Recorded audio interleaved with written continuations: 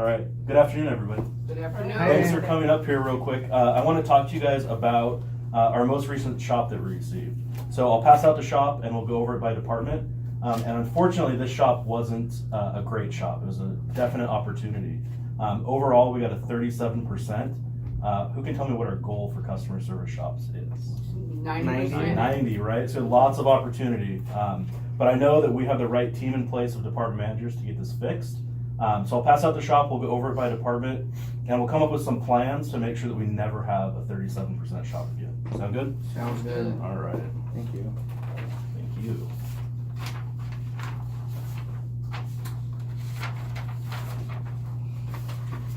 Awesome. All right, so Jai, our deli manager, Amanda was on the shop, and just remember, this was a night shop, and when do most of our shops happen?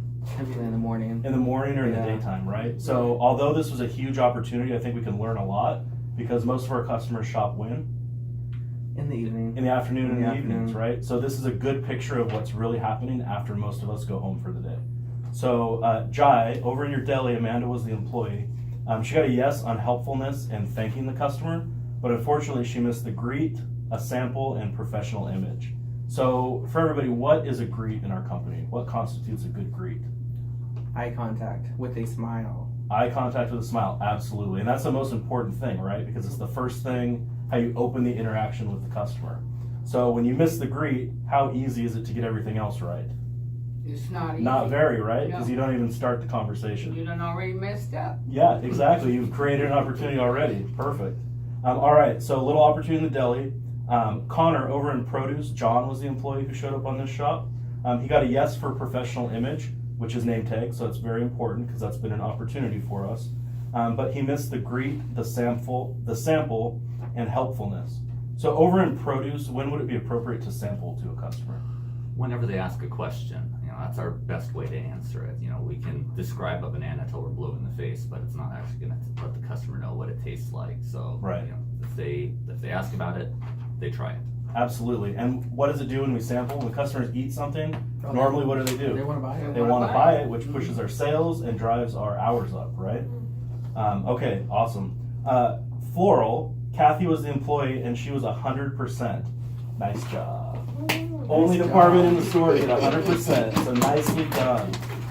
Over in meat and seafood, Danny was the employee.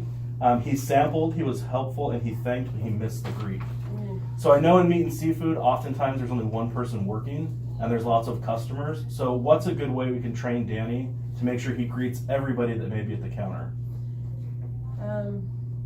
Talking to him. Yeah, talking to him for sure. Making sure he understands why it's important to greet customers. Absolutely. It's the most important thing you do is greet that customer. Yeah. And if there's a lot of customers, you can do a group greeting, right? Yeah. So, hey, everybody, I'll be right with you. Thanks for your patience. That's totally acceptable, and it puts customers at ease. So we can definitely work on that.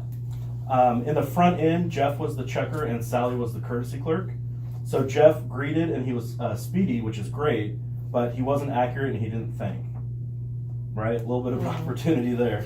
Sally was the courtesy clerk. She thanked, but she didn't do anything else. She didn't greet, she didn't beg with care, and she didn't offer a care gap. So front end is the last department that customers see before they leave the store. So that's their lasting impression. So what can we do with Jeff to make sure that he's accurate as he checks people out? Well, I would talk to him a little bit and make sure he knows that the greeting, obviously you got to start the transaction right, but to complete that transaction with a thank you, thanking them for their business to come back in. Just tell him to slow down a little bit so he is more accurate, or ask questions if he's not sure how to complete a transaction. But with Sally, I'd probably have her do some role playing, like with me as a cashier, so she knows how to get the full effect and is bagging properly, making sure that bread's on top and soap is separate. Yeah. So. Awesome. And thank you for bringing up role play. I think that all of us could benefit from role play in our department. So what I'd like to see, we're done with shops for this month, but we have a couple weeks until we'll get our next shop. So I'd like for all of us to do role plays with our employees every single day. So every day, do a role play in a different department. So maybe you do Starbucks, you do deli, right? So that we can get a good representation of what's happening in our store. And then one other thing we're gonna do is I'm gonna have the assistant store director for Rainier Beach come down, and he's gonna do a mystery shop for us as a practice. And he'll shop the store and then provide immediate feedback. So we'll go talk to our employees, huddle up, review this shop, We'll thank Floral for being 100%, right? And we'll thank everybody else for the items they did well.